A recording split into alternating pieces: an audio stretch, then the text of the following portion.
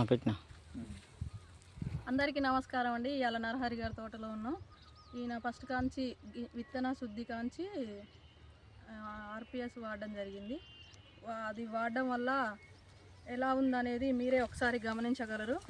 నేను ఇవాళ ఫీల్డ్కి రావడం జరిగింది. చూపి నరహరి.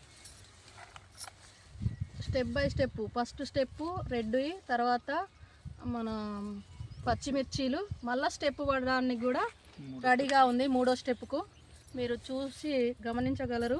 ప్రతి చెట్టు అట్నే ఉంది. మేము ఎక్కడో ఒక్కడ చూపించడం కాదు, ప్రతి చెట్టు చూపించడానికి కూడా సిద్ధంగా ఉన్నాం. ఎందుకంటే మన ఆర్పిఎస్ యొక్క ప్రభావం అట్లుంది.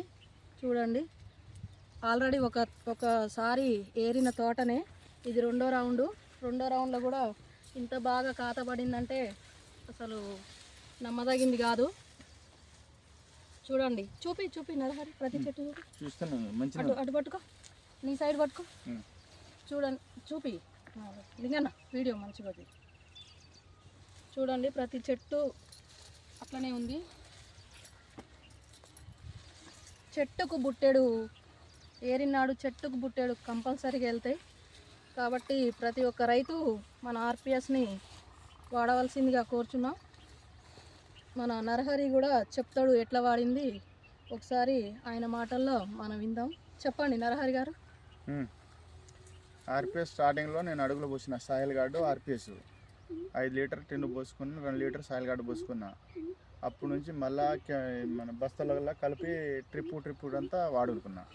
ఇమ్యూనోలు పెట్టిన అడుగులో పడ్డది, మంచి గ్రోత్ ఉంది. ఏమనిపిస్తుంది ఆర్పిఎస్ వాడడం వల్ల నీకు? మంచిగా అనిపిస్తుంది. ఎట్లుంది నీ తోట? మంచిగా ఆరోగ్యంగా ఉంది, మంచి కాతపూత ఉంది, పచ్చికాయలు ఉన్నాయి, మంచి పండుకాయ ఉంది, పచ్చికాయ ఉంది. మూడో స్టెప్ రావడానికి రెడీగా ఉంది. అందరి తోటల కంటే కూడా మన తోట నరహరి తోట బీభత్సంగా ఉందండి. అసలు మాటల్లో కాదు, చూస్తుంటే తెలుస్తుంది. చుట్టూ తిప్పు. ఎవరి తోట కూడా ఈ విధంగా లేదు ఈ రోజున. అందరూ ఒకసారి ఏరి వదిలేసిన తోటలు కూడా బొచ్చెడు ఉన్నాయి.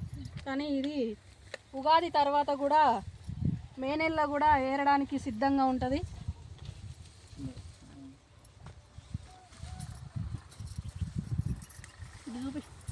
ఇంకా బంద్ చేయి.